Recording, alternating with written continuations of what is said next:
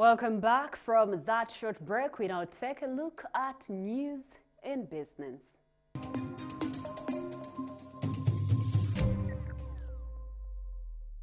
In business tonight, Uganda Bureau of Statistics has rebased the gross domestic product using the 2016-2017 base year, which has revealed that the size of Uganda's economy is now 122.6 trillion shillings, about 33 billion US dollars, which translated into economic growth of 6.5% for the financial year 2018-2019. As relative prices and the structure of the economy change over time, it is necessary to update the base year regularly, most preferably after every 5 years. But for Uganda's case, UBOS has been using 7 years, citing challenges in data collection. Paul Busharizi joins us to shed more light on what this means. Rebasing means that there are new things that have come up that we need to factor into, like maybe there might be even new industries. So for example, in the early 2000s we had to rebase the GDP because telecommunications had come into the picture. Before 1998 we didn't have much mobile phone stuff, so you had to put that into consideration. This time around they say that there's a whole oil infrastructure that has to be factored in, and the whole oil industry has to be factored in and all that, and taking all that into account now, which you were not factoring in previous calculations, we've moved up a bit. Oh, so, but what qualifies the GDP rebase?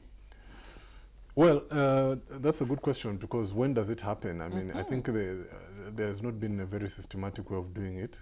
But now, Uganda Bureau of Standards says that they're going to start doing it every 5 years. So every 5 years you will know that we're going to, whatever, you just know next year we're going to reconsider the construction, the way GDP is calculated and rebase to reflect any new development in the economy. Because you can have a situation like Nigeria had, I think they rebased their economy in, they rebased their GDP in, this is 2019, maybe about 2015, I think. And they're about 2015, 16. And when they rebased, they became a bigger economy than South Africa, and people were laughing. But they had not, the last time they had rebased the economy was like in 1990. So for 20 years, things are happening, and you're not taking them into consideration. I mean, for example, just as an example, which we can relate to, telecommunication, the mobile phone, size of the mobile phone economy in Nigeria now is humongous, and it was never factored in all that time. So, I think now, I think it's, although I think 5 years might be a bit too short, but at least it's something, you know. You'll be rebasing every so often. But I like that we are a growing economy, and we're looking forward to the double-digit economy growth. Double-digit growth, yeah. And, but what would that look like? Well, you know, of course, many of us, the majority of us, don't follow issues that closely, yeah. We don't. But in 1986, in 1986, we were a $4 billion economy. 4 billion. So now we're 8 times the size. Wow. So in who knows? In 30 years' time, we'll be 8 times the size we are now. It's hard to imagine now, but that's what. Assuming growth continues, it's not within the realms of impossibility. Absolutely. So, you know, I think we should just do our part, because the economy grows. Each of us contributes. You might not know it, but we all contribute to the economy. We do our part, and, you know. Let the economy do its part. So let the economy do its part. Exactly. I mean, the pessimism is really, I don't know, it's really, not uncalled for. It's just really negative energy, man. We need to move. And you can't be moving when you're thinking negative. You've got to, I mean, okay, well, you know, let's not get into it. It's a long story. It's a long story. It's complicated. Thank you, Paul. You're welcome.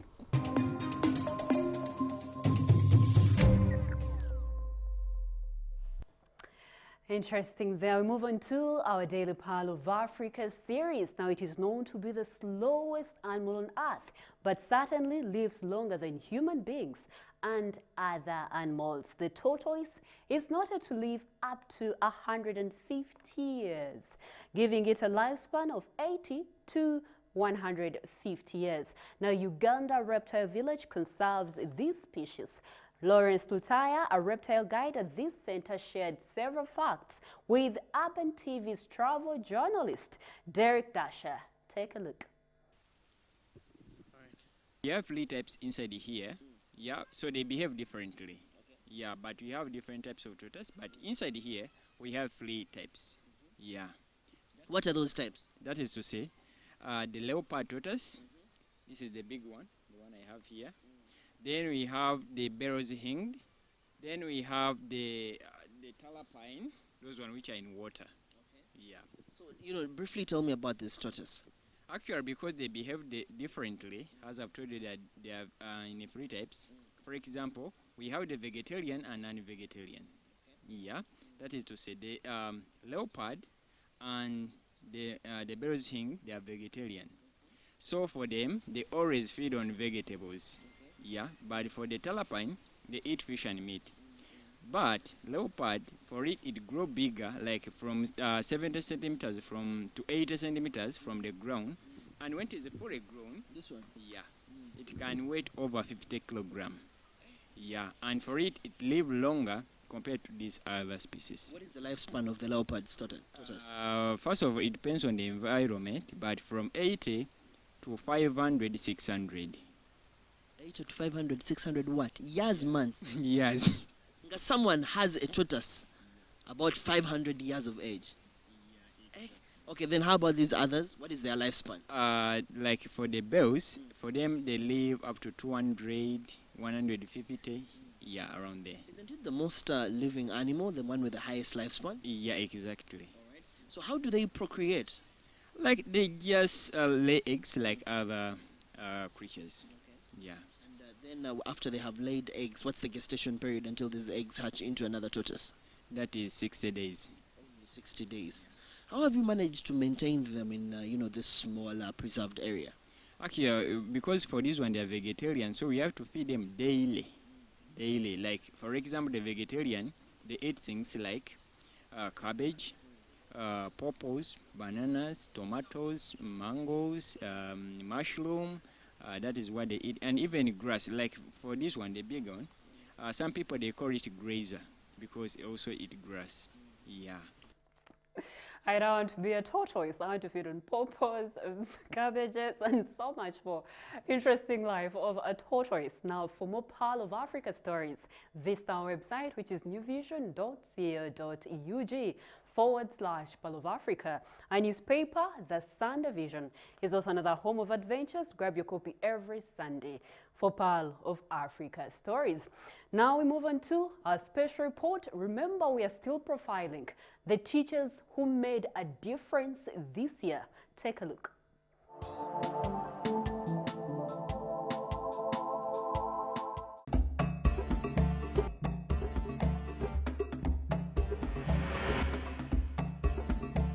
Sister Mary Gladys Kachope is the headmistress of Immaculate Heart Girls School in Nyachibale, Rukunjiri district.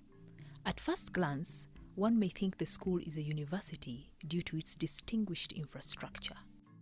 Although her predecessors had created a compelling vision of success, Sister Kachope refused to settle for good enough and went on to continue the great works.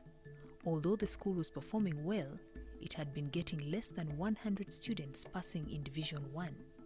In 2017 and 2018, however, the school got 214 and 244 first grades, respectively. The enrollment of students, it was at 860, but 2019 we have reached our capacity of 2,000 girls. Every year, year in, year out, we are always among the first 10, if not among the first 10, at least among the first 20. And In Western region, for sure, we are doing very, very, very well. Besides being the old girl of the school, which motivates her to work wholeheartedly, Sister Kachope wants to see more girls take on leadership positions in Uganda and in the world. When we had Shogam in our country, the ladies were very, very few. That thing touched me so much. I felt like training more so that they can also be in top positions. What has actually helped me to do what I'm doing, though I'm in a government school, is to utilize the little money that we collect. For Immaculate Heart Girls' School, the challenge has not only been set for the next headmistress, but also for all the top schools in the country. In only 13 years, the school's infrastructure has developed. We have a dormitory. It is accommodating around 900 students. It has the bathrooms, it has the inside toilets. I went ahead and worked on the teachers' staff quarters. Also the sisters' convent, where we have the headmistress where she puts up. And we put up a very big lab where we have a main hall, chemistry, biology, physics, and agriculture labs. Behind us is the Golden Jubilee Complex. In that one we have the chapel, which is complete. And then we have the dining, the home management lab. Then we want to have there an opera or a theater for the students. And then on top we shall have a study room. From a distance, you could mistake one of the school's structures for someone's house, but actually it's a reservoir keeping thousands of liters of water. Even with a population of over 2,000 students, the school does not spend money to buy water. Their source is rainwater harvesting tapped from the school buildings and stored in tanks, which could have otherwise gone to waste. This way, the school has been able to save a lot of money that they would have spent buying water.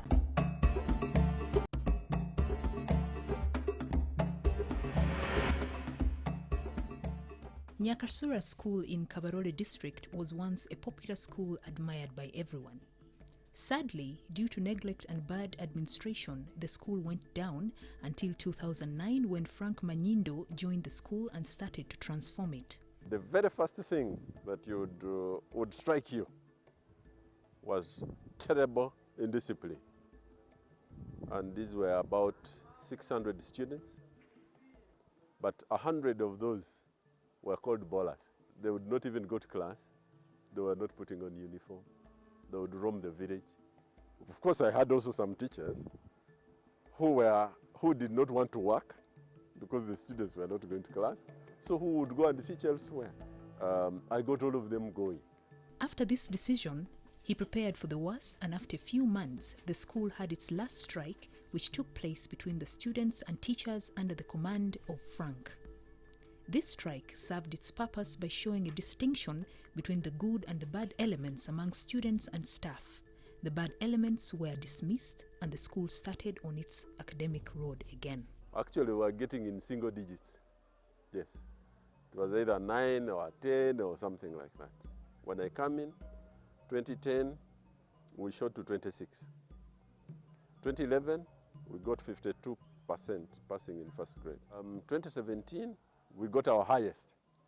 That was 77 first grades out of 120.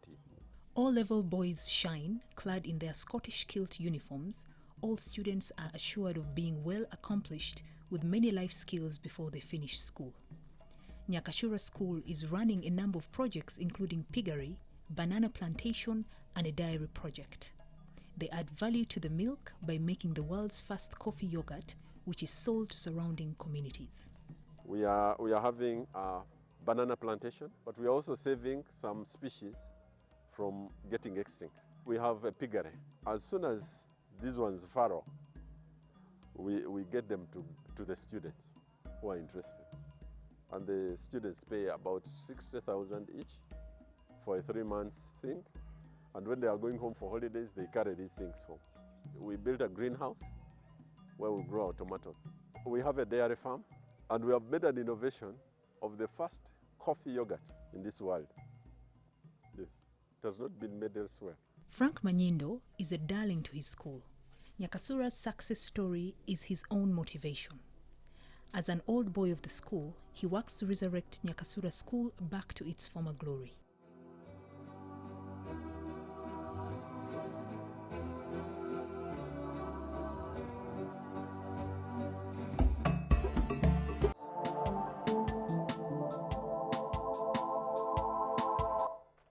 Exceptional teachers need to be recognized. Do you think your teacher is exceptional? Remember to nominate them next year during the Teachers Making a Difference project. I have been Ruth Naseja. Thank you for watching. Be sure to get more news updates and other stories here on New Vision TV by visiting our website, which is newvision.co.ug/video. You can also follow us on social media. Facebook is the New Vision, Twitter is at New Vision Wire, Instagram is at New Vision Wire, and our YouTube channel is New Vision TV. Catch up with me on my Twitter handle. I am Ruth the Voice. I have to say good night, but let me end with a fact file.